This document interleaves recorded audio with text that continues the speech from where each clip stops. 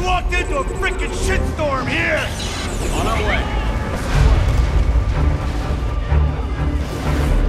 In a series of eye-popping trailers dating back to 2005, Killzone 2 has enraptured the masses with the promise of blurring the line between reality and the radical.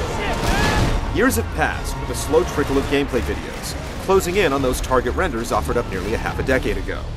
It's just about time to finally enter the Killzone. Part 2 kicks off following the events of the original Killzone and the PSP's Killzone Liberation.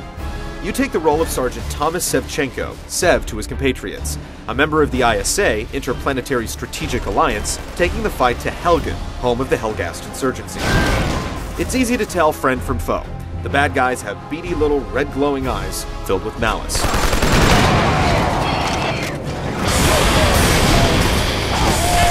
Combat is first and foremost the core of the game, with tactical elements filtering in. There are all-out battlefield encounters, stirring echoes of trench warfare, as well as more covert missions where you outflank the enemy or perform a spot of subterfuge.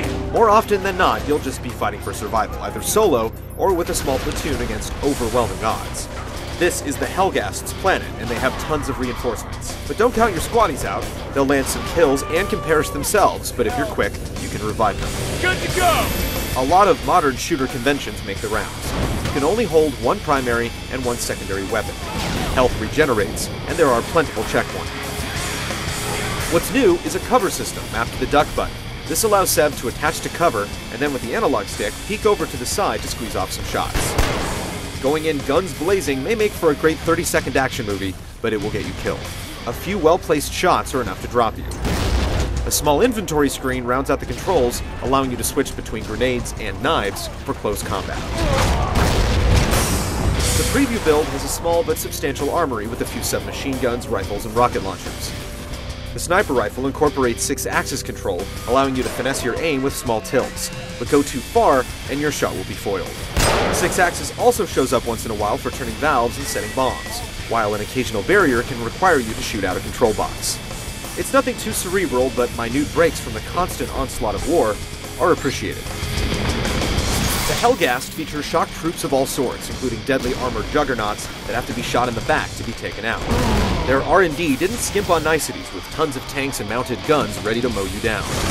Occasionally, the ISA slips you a tank as well to help level the playing field, but you have to always be on the lookout for a rocket launcher and some extra munitions.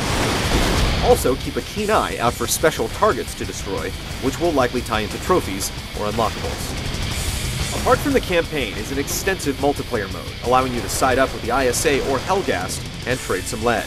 Level up, earn medals and ribbons while using ability badges with a class-based system, as you hone your scout, medic, soldier, engineer, saboteur, or soldier. Want to heal and kick ass? Then try mixing and matching the badges to create your ultimate killing machine.